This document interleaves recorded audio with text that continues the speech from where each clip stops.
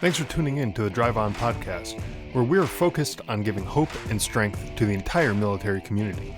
Whether you're a veteran, active duty, guard, reserve, or a family member, this podcast will share inspirational stories and resources that are useful to you. I'm your host, Scott DeLucio, and now let's get on with the show. Welcome back to the Drive On podcast. Today, my guest is Martha LaGuardia-Kotite. Martha was introduced to me by a mutual friend, Ashley Leppert, who has been a guest on this podcast a couple of times now. And Martha served as one of the first female officers to serve aboard 2 Coast Guard cutters with all male crews. And she led teams during numerous disasters for 29 years at sea and ashore. Martha is also the award-winning author of several books, which we'll talk about a little bit later. And she's here today to discuss her career and how she was able to overcome various obstacles in her path throughout her career. So welcome to the show, Martha. I'm really excited to have you here. Thank you so much, Scott. I'm glad to be here. Yeah, absolutely. So for the listeners who maybe aren't familiar with you and your story and your background, why don't you tell us a little bit about yourself? Thanks, Scott. I grew up in a fishing village called Destin, Florida. And it's actually the same place where I received my appointment to go to the Coast Guard Academy. And so from there, I did go to the Coast Guard Academy and served over 29 years in the Coast Guard. And then I ended up subsequently retiring there, which was so cool. The Master Chief and his crew did a phenomenal job sending me off on my way. And during those 29 years, I was blessed and honored to have served in such a great service, the United States Coast Guard, and paved the way in some new areas for not only for myself, but for the Coast Guard, and like to think that I made a difference. Well, absolutely. And I've had several Coast Guard veterans on the podcast before, Ashley included, and a couple others. But one of the things that sort of surprises me is when I start talking to these people who were in the Coast Guard and hearing about all these things that you guys have done around the country. And a lot of times it goes without a lot of fanfare. When there's troops getting deployed to Afghanistan or Iraq, it's headline news. That's what everyone's talking about for weeks and weeks or months and years on end. It's talking about the war. It's talking about all the combat troops and all this stuff. But when you have people in the Coast Guard who are rescuing boaters who are stranded out at sea or in a lake or wherever it may be, or rescuing during a natural disaster, hurricanes and floods and all that kind of stuff. Those people are out there, yourself included, Ashley, other people I've talked to, you're out there and you're making a difference in these people's lives, literally life and death decisions. If you guys weren't there, if you weren't doing the things that you're doing, these people wouldn't make it through the disasters that they're living through. You're living through some of their worst times. And so I wanted to say that just in an acknowledgement. I know a lot of times amongst the various branches of the military, we kind of rag on each other and things like that. And Coast Guard, I think, kind of gets the worst of it sometimes. But I do want to say how much I appreciate everything that the Coast Guard does. And so I'm excited to have you here to talk about your career and everything that you've done.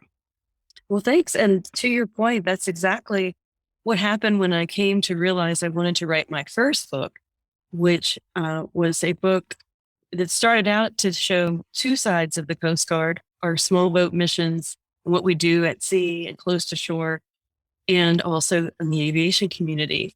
And then as publishers would have it, they wanted more of a certain storyline. And so that's when I had to focus strictly on aviation and the Coast Guard Rescue Swimmer program.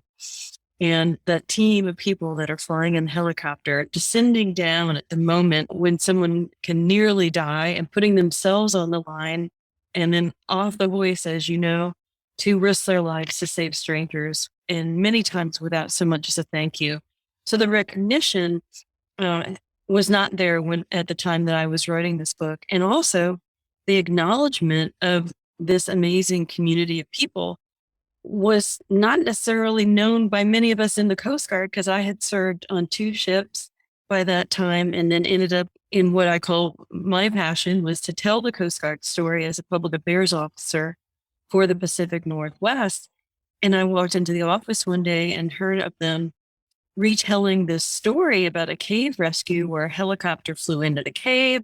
The rescue swimmer nearly lost his life. One of the two brothers was recovered. The other had not made it by the time the rescue swimmer got back into the cave to see what was going on. And then how he got himself out of there with the survivor was a near death experience and just incredible. And I thought, how come I didn't hear about this? I served in the United States Coast Guard. I was a lieutenant at the time. And I thought, gosh, I would have known that this had happened, but I didn't. And so this was at a time when I felt that we needed to recognize what these unsung heroes in our service are doing. And so that's when I set out to write this collection of amazing stories that are really legendary. And the aviation community for the Coast Guard basically put their stamp of approval on it too, because nothing in there isn't what they are proud of. They are so proud of this book, and they're so proud to have this history preserved. And that was my mission, was to preserve their history, acknowledge their heroism, and help more people around the earth understand how phenomenal they are. And I am not a rescue swimmer. I've got to say that. Everybody thinks because I wrote the book, I can swim like one, and I certainly cannot. Right. But you're absolutely right with that. The level of dedication to the job, to, like you said, flying a helicopter into a cave is like, that's something I would never even think of doing. If I was the person in charge to say, okay, there's someone who needs to get rescued, it's okay. Oh, well, we're not sending a helicopter in, because that just would not be on top of my mind. But here they are figuring things out and getting the job done, even with potentially risking their own lives to make sure that this mission got accomplished. So again, Coast Guard, I feel like gets a bad rap sometimes with the military community, but what the work that the entire service does is truly incredible. And hearing some of the stories, like the one that you just mentioned, and other people that I've talked to, is just really inspiring and really incredible. So I'd love to get into your story a little bit here. And in the intro, I mentioned that you were one of the first female officers to serve on a couple different cutters with all male crews. And when I served in the Army, I was an infantryman, and that was before women were able to serve in combat arms roles. And when that transition took place, there was some grumbling going on about having women in a traditionally all male role. And that was in the news. That was not anything covered up or anything like that, right? But was there any sort of resistance to you being one of the first women to step into that role on the cutters that you were on? There certainly was. And I think it's not unusual back then at that time to face this resistance, especially when you were the first women to come on board a ship. They've not served with women before. It was a crew of 65 men, a dozen officers. And I think they just didn't understand, who we were as people, and that we were there to be professionals and get a job done because we had earned our right to be there, and we had gone through the training and all the trials to get our commission. And so we had earned our place. We just needed to prove ourselves that we were capable. And so that took some time, and that took some tugging back and forth, if you will, to show that, yes, I can get my qualifications as a deck watch officer. Yes, I can do the boardings, and I can learn and complete the requirements. And yes, I can help you with this and that. And I think it goes back to me it's wonderful that we can go back and reflect on those times of challenge. And one of the things I've learned, I've turned it into what I call my rules of engagement. And so my rules of engagement, which I love to speak about as a keynote speaker, are be bold, be first, and be you. So these three rules apply to everyone, no matter what your circumstance, and helps you achieve your bigger dream or accomplish that goal that you have in front of you. And so my first two assignments, being the only woman on board a ship, actually my first ship was with my roommate. The second ship, I was the only one, where in both cases there was resistance, mostly because people just didn't understand who we are.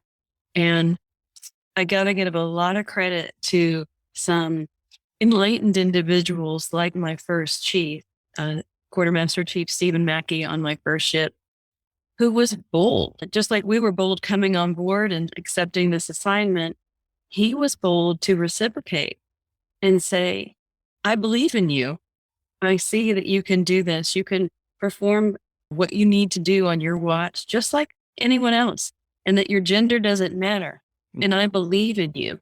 So he was an influential person to help show that you can have mentors, mentor people that don't look, think, or act like them.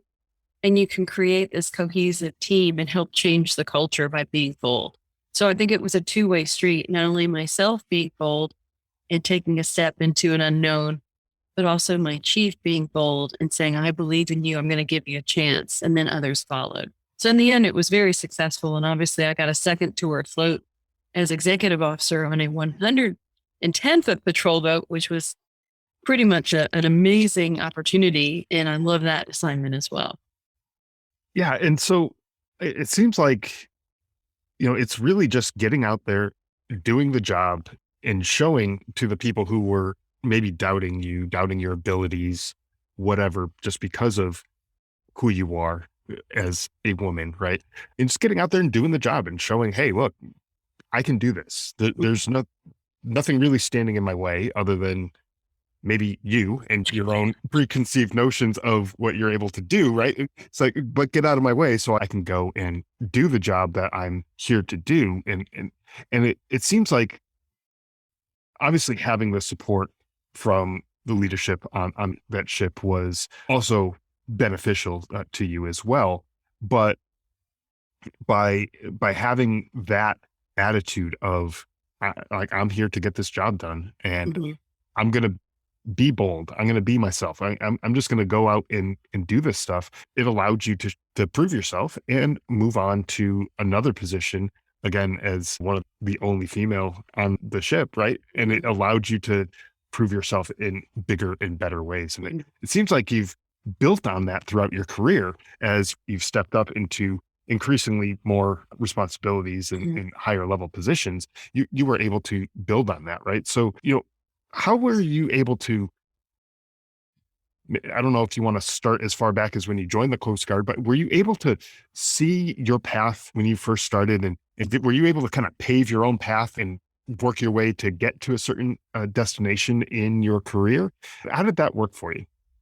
Yeah, I think it's always easier to look back, right? And say, oh, this is why that made sense or why that didn't work quite right. But no, jumping into this, it was literally jumping in, being totally blind and not really understanding that even today, women are officers, especially, are such a small percentage of all the services. What is it? Maybe 12%, if that, across officers and enlisted, and maybe 6 or 7% for officers. Don't quote me on those numbers because I didn't look them up recently, but so yeah, I think I was pretty unaware of what I was getting involved with. And my goal was to get a great college education and also to make a difference. And the missions of the Coast Guard met that make a difference desire and save lives and the environment, as well as getting the great education and travel that I sought personally. So as far as paving my path and finding my way, it was a matter of, okay, the Coast Guard's going to require me after the Coast Guard Academy and my commission to go to sea. Okay, I'll go to sea. And as much as all of us complain, and the majority of us were like, oh, I don't think we want to do this, it was some of the most phenomenal, most wonderful and adventurous experiences of my life. And yeah, sure, there were those challenges along the way, those moments that I wish that, I didn't have to experience certain difficulties like everyone does in life, because it doesn't matter if you're a man or a woman. Your gender doesn't matter as we go through life. But I was able to pick out the things that I really enjoy doing and sort of drive towards that, starting to understand myself, which was the third part of my rules of engagement: be bold, be first, and be you. So when you're yourself, your authentic self, you start to recognize what you're passionate about. And then you can say, okay, in my case, for my first assignment, one of the first patrols was to the Exxon Valdez oil spill. So here, this huge oil spill was happening in this pristine area called Prince William Sound, Alaska. And of course, the public, the people that live and work there are all upset. And the news media wants interviews. Well, this was at a time when the military was so not into giving interviews and they couldn't find people to do interviews. So I was like, well, I'll talk to the people of Whittier, Alaska. I'll talk to the press. I'll help write the press release because I knew I liked writing. I knew I liked telling stories. And this was being a young kid. I enjoyed writing and telling stories. So I thought, well, let's try it. So I learned on my feet how to do these public relations things and found I really enjoyed it. Meanwhile, no one else was raising their hand because they didn't want to be in front of a camera or go out and talk to people outside the safety, if you will, of being in the military and on our ship. So once I discovered part of myself, part of being me was to tell stories in the very fundamental way and to meet people and to tell what we're doing to make a difference, how we're helping save your environment or help save lives or that rescue we did. I thought, gosh, I really like this. And how do I get more of that? So while I had to listen to what the Coast Guard wanted, sometimes I refused to get the master's, so to speak. I was asked, why don't you get a master's in public administration? You're on the fast track for going back to sea again. We want to see you commanding a ship. And I'm like, public administration, I just couldn't get it. And it wasn't something I had a passion for.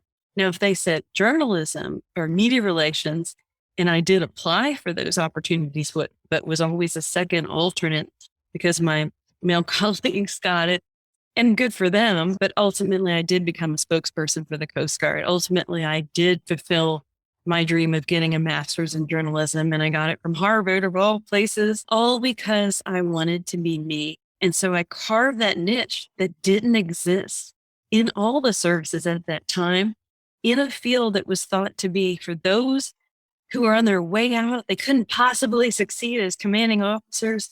Give them the PR, the spokesperson job, ironically. And I took it on as this is something I can be good at and I can do a good job for you, United States Coast Guard. And there was a core cadre of us that formed a team that believed that we could do a great job and get our service out there in the best light and in the honest light and tell the truth, even if it went bad sometimes in terms of a story or a rescue. And we help promote our service and help promote the people that so deserve the recognition. Yeah. And getting a master's from, well, anywhere, but Harvard especially, is not the easiest cakewalk type of thing to do, right? And I could only imagine if you just followed what other people were telling you to do, different career paths it could have taken that could have fast tracked you to a different command position or whatever it was that you might have gotten yourself into, but it wasn't really where your passion lied. I would imagine that it would probably make it that much harder for you to complete that degree or the training or whatever it is that you needed to do because your heart wasn't there. Your heart wasn't in it. And when you decided to follow your passion, follow the stuff that you're interested in, then I'm not saying it's easy for you to do any of the stuff that you did, but when there's passion behind it, it does make it a little bit easier. You have that goal in front of you. It's like, I want to be this. I want to do this. I want to get there. And you can see that clearly.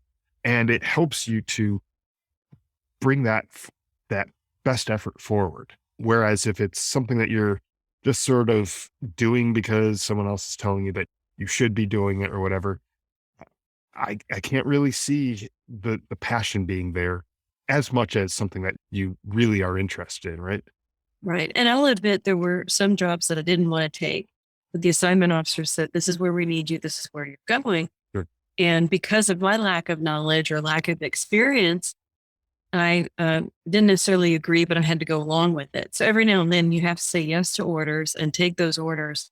But at the same time, you can still keep listening to yourself, your authentic self. And what is it that you're excited about? What is it that you always wanted to do that you haven't had a chance to do yet, whether it's within your job, the community, or on the outside, maybe athletically or adventure, whatever it is. Always listen to that voice that is your authentic self, it is you. And I guarantee you, you will be able to make a huge impact, make a difference, whatever your goal is. And it brings great reward to not only the people that are around you because you're authentic, they can trust you, they know you're real, but also to yourself, it brings fulfillment. And fulfillment isn't necessarily money. Fulfillment is the satisfaction that you've made a difference, you've made an impact in a positive way. And we have so much power as individuals to be able to do that.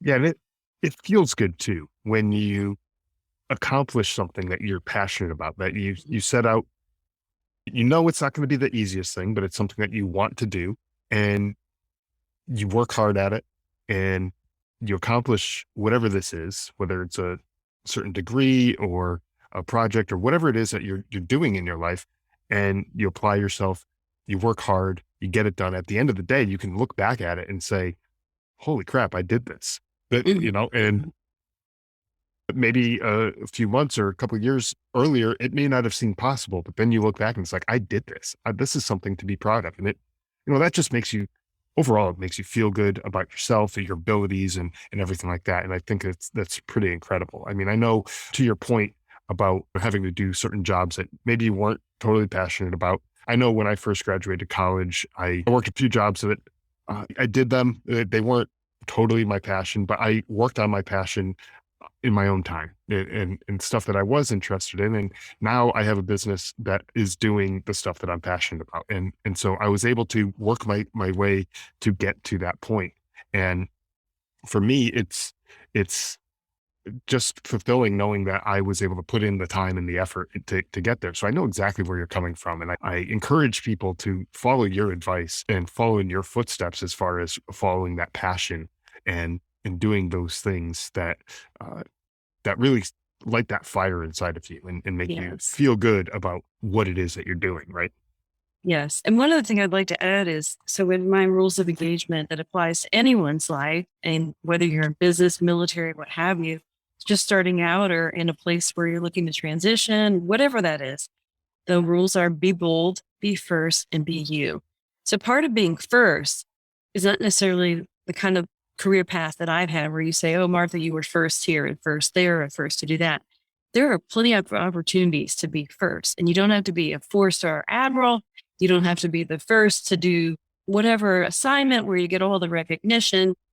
Being first can be as simple as recognizing that something needs to be done and raising your hand and or volunteering to do it. That's being first. You're helping become a catalyst for change. And it doesn't have to have all sorts of other accolades to go with it, but you can drive change by being first and being mindful and thoughtful of what things should be changed or should be different, and help others come together to see that. So I think that's important too, is that there are plenty of firsts left to be conquered and to be done so that we all have better lives. Yeah. And there's tons of examples of that where you're in the military and the first sergeant's coming around looking for someone to help out with a certain thing. And you see a room full of people just sitting around like, no, I'm not volunteering for that. But it's like, you know what? Volunteer and help out, do the thing the right way, your way, and be able to feel good that you're able to make a change, make a difference in, whatever it is that you're doing. Being first, being that person who steps up and volunteers for those types of things. Yeah, it would be great to be the first person to walk on the moon or whatever. Obviously, those things have been done before, but the first person to walk on Mars, all those things would be great to do. There's only going to be one person to be the first to do that type of thing. But if you can find that thing for you that makes you the first on top of the game, that's gonna set you up pretty well. I think too. So you're right. There's a lot of firsts out there. It's just being open to figuring out what those firsts are for each individual. Right, right. And it may be a new technique. Like one of the rescue swimmers I write about in my first book called So Others May Live, Coast Guard rescue swimmer saving lives, defying death.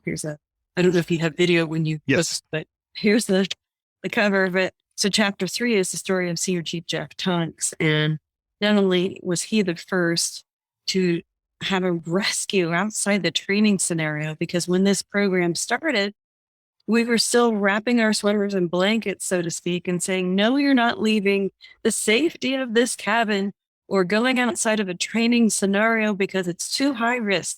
And we don't want that risk. So the pilots would say, sit in the back of the aircraft, and we're up in Alaska in Jeff's case. We don't get many fires up here, but if we get a fire, we'll let you know. But until then, just hang out. So the rescue that forever changed the path of the program took place in Alaska, which is chapter 3 in my book. And it was just phenomenal. And he had to face his fears. And it came down to, we're not able to save this father and son from the sinking fishing vessel. Would you like to try and descend into chaos and this incredible storm that we are now in, trying to save them with heavy seas in the darkness of night in Alaska? And he says, I'll go in. And he was the first rescue swimmer to leave the safety of the cabin and effect a rescue and come back alive. And the crew almost lost the aircraft that night. They almost didn't get Jeff Tunks back into the aircraft, but they did save the father and son. And it was really kind of a miracle rescue. Like the worst that could happen happened. They were able to recover everyone, and the helicopter was grounded from the stresses that it had to bear just to fly back home. And so non-believers became believers because he was the first. And then fast forward decades to Hurricane Katrina. And who's in Mobile, Alabama, at the training center when Katrina hits in New Orleans? And we're finding for the first time that we now have people stuck inside homes on the second and third floor. And when the only way to get them is through the roof. Whoever trained for that? No one. No. And the axe that exists in the helicopter is a small axe for getting them out of the aircraft should it ditch in water or in a situation where they need to, crack the door to get out the window. And so Jeff was innovative from his assignment at Mobile in helping devise new techniques to help rescue people during Katrina. And of course, I had to run to Home Depot, get a bigger axe. But that innovation hasn't stopped for the rescue swimmer program for people like Jeff Tunks.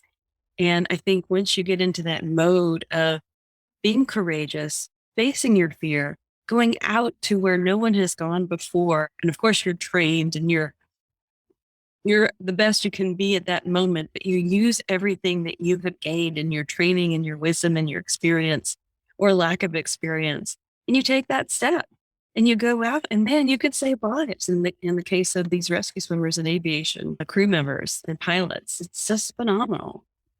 It is, absolutely. And the amount of innovation that comes out of the military, all branches, that you hear stories of things like this all the time. That's a perfect example of how that outside the box thinking, or not just using the equipment that's issued to you, but running out to Home Depot and getting a giant axe to be able to chop through a roof, right? That's outside the box. That's not just sitting back and saying, oh, well, I don't have the equipment for it, I can't do it, kind of thing. That's someone who, again, was the first to say, hey, we don't have this equipment. Let's go get it and let's get the job done.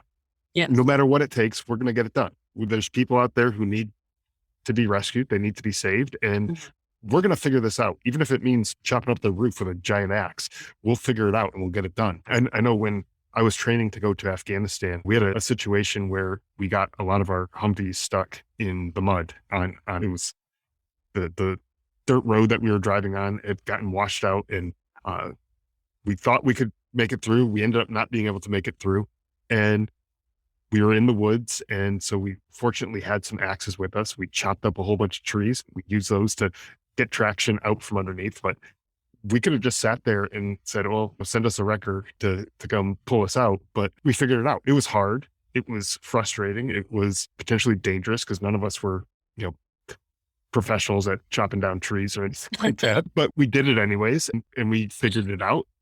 and we got the job done. And it's just innovation, like the stuff that you're talking about, outside the box thinking, just really helps to just show how far people are willing to go, especially in cases like this where it's literal life and death situations for some of these people on the ground with their houses being flooded and everything like that. It's like, no, we're not going to just be okay with saying, oh, well, it's too bad we don't have the equipment. We're going to get this job done.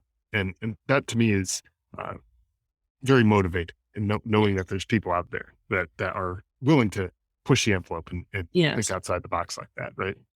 Can I share with you my other book? Sure, absolutely. So it's called, it's having a hard time saying it, Changing the Rules of Engagement, Yes. Inspiring Stories of Courage and Leadership from Women in the Military. And so while it's profiling 17 amazing, fearless women who were trailblazers and helped change the culture of the military, I mean, that's a huge statement right there. But they were bold, they were first, and they were themselves. They wouldn't have been able to accomplish becoming the first female to command one of the space shuttles, right? Command a space shuttle, or the first female Thunderbird pilot, or the Marine drill instructors, changing lives, helping people come from society where they didn't believe in themselves and their shoulders are slouched to becoming these graduates that now serve in the United States Marine Corps. And they're proud of who they are, and they're proud of their country, and they're proud of their service. So the reason I bring this up is because this book changed my life. I was so influenced by these women, and I felt like I hadn't done nothing. And here they have done all these amazing things. What on earth am I going to accomplish now? And it came down to being in a group one day, and we asked each other, and we each had to answer. And I never anticipated asking the question. I was like leading the group. Okay, now you all go up to someone you haven't met before and ask them, what is the one thing that you've always wanted to do that you haven't done yet? So they would answer the question. And then the girl that I had asked turned around and asked me. And I'm like, wow, I have to answer this question too.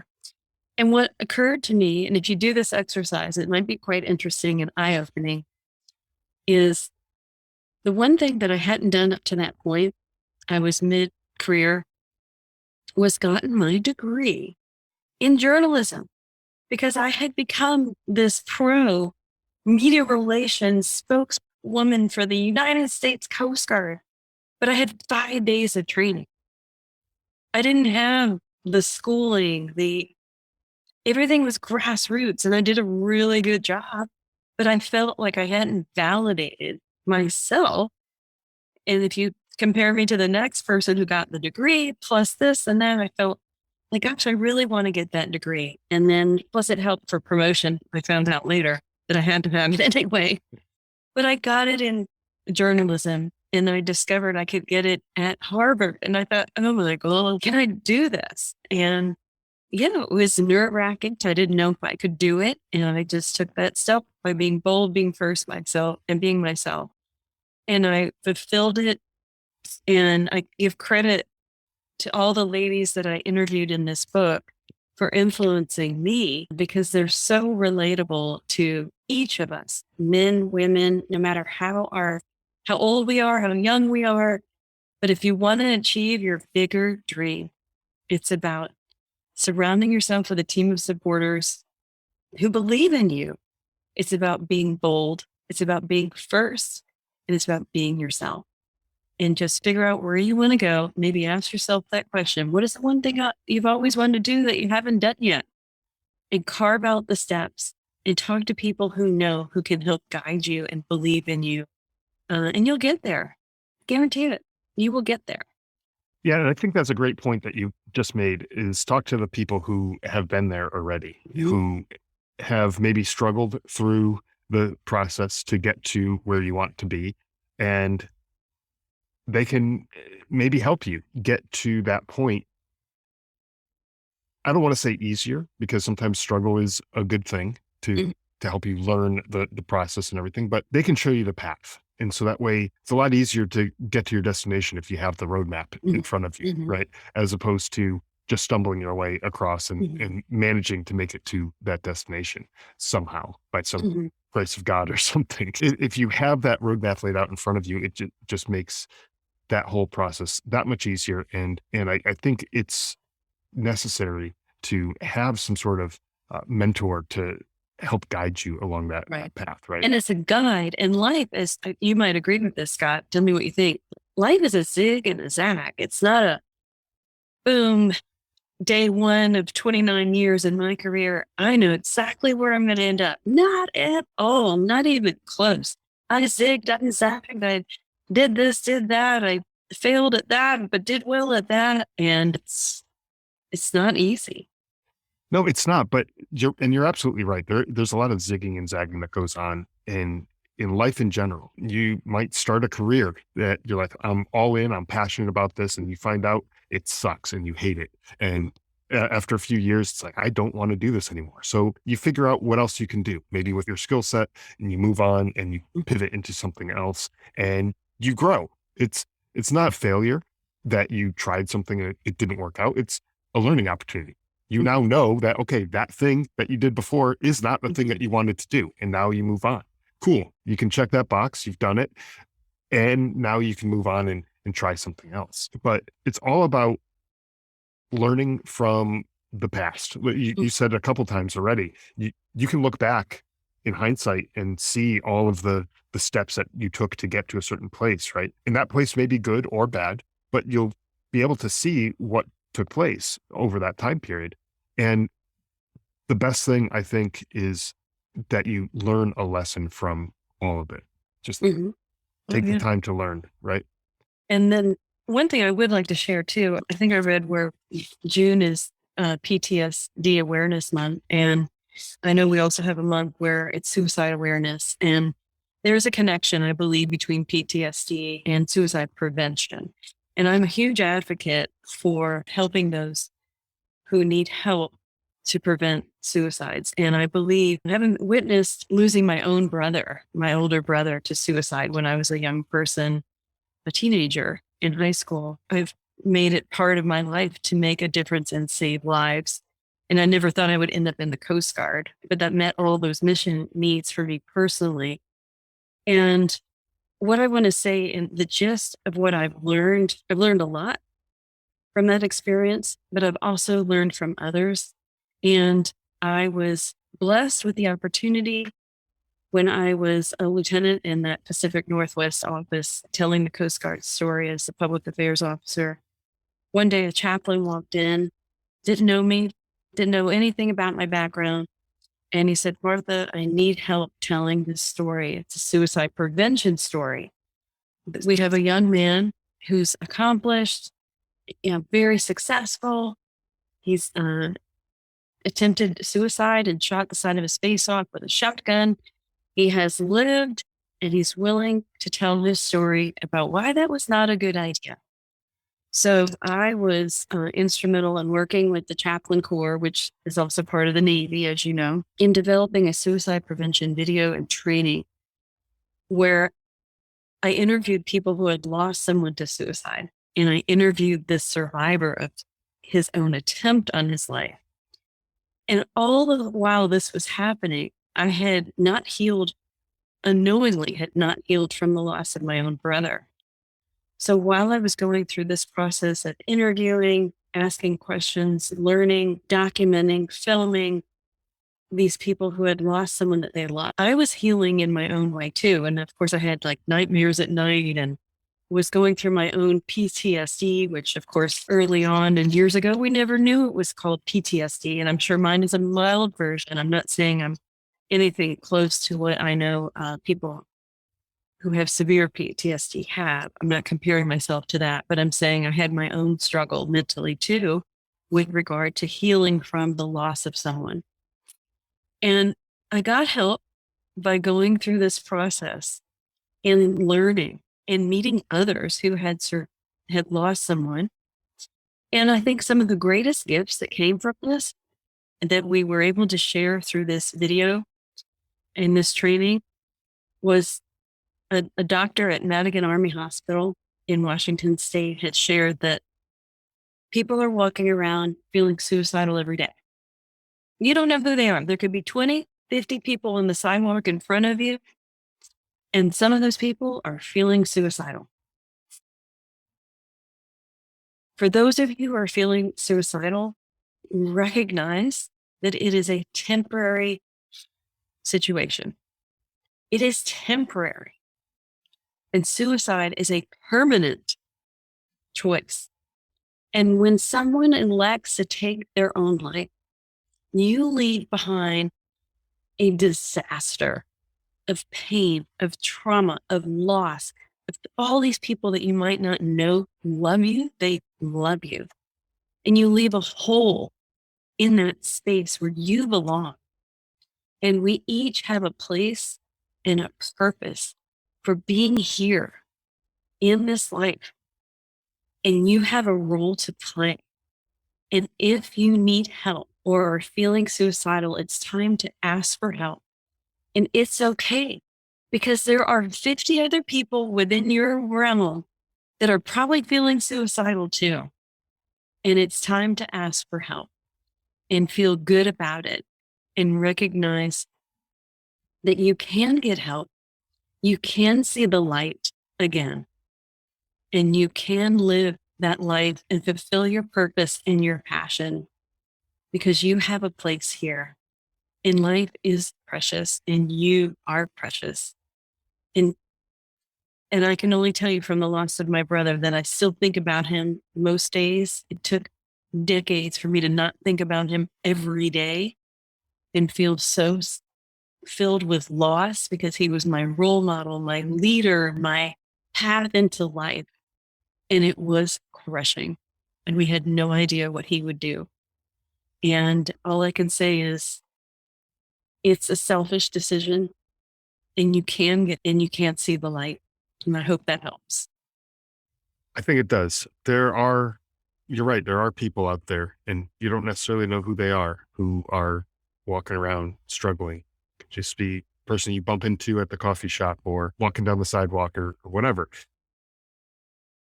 And we don't know everybody's story. We don't know the struggles that they're going through in their life. And in addition to everything that you just said, which I totally agree with the sentiments that you had to offer there, I think it goes a long way just to be a nice person to people. Hold the door for someone when it looks like they're, carrying something heavy that, Mhm. or a mother with a newborn in the car seat or whatever, as they're walking in, like, hold the door. Like, she Mhm. doesn't need to fumble her way through getting into the whatever, the store or whatever that you might be going into. Just be nice. And it takes 2 seconds to Right. do something nice like that. And it And could just help out that person's day, right? exactly. And I love the symbolism of what you said by opening the door for someone that's carrying something heavy. Well, you might not see that heaviness that they're carrying. It could be invisible, it could be internal. Hmm. And we never know what a smile or a kind word or a hug or just a moment of eye contact as human beings, Right. and telling someone that they're important and that you're glad that they're there. It can be all the help that they need just to feel like that someone cared about them. Right. And I think as human beings, we owe that to each other. I think you gave me a lot more credit than I deserved there. I was not trying to be symbolic or anything with the heaviness, That was really good. but I'll take it. That's a win for me. I'll take that. So, in addition to everything else that we discussed today, you're a keynote speaker. I think we briefly mentioned that, and you're author of several books. Where can people go to get more information about getting to book you to speak, and where can they find your books? Well, thank you. My website is marthakotite.com. So it's Martha, Martha, Kotite, KOTITE.com. I have my books listed there. There's 5. And my books are available wherever books are sold. And you can get them online or in your local bookstore. And I highly encourage you to support the independent bookstores. They are struggling, and they do support authors like me. And I'd love to speak for you, for your organization, your college, your group, your business, whatever it is. And I do, customize my presentations to fit the needs. Yeah, absolutely. And so I will have links to all of that in the show notes, to your website and to where they can find the books on your site and everything. Uh, and that way everyone can reach out, get in touch, hopefully book you for some speaking engagements and getting some copies of your book as well. Yeah, absolutely. So it's been a pleasure speaking with you today. I really do appreciate you taking the time to come on. And I want to thank you again for joining us and sharing your story and the words of inspiration that you had to offer. So Okay. thank you. Well, thank you to you. I appreciate your time and thanks for what you're doing. Absolutely. Thank you. Thanks for listening to the Drive On Podcast. If you want to check out more episodes or learn more about the show, you can visit our website, driveonpodcast.com. We're also on Instagram, Facebook, Twitter, LinkedIn, and YouTube at Drive On Podcast.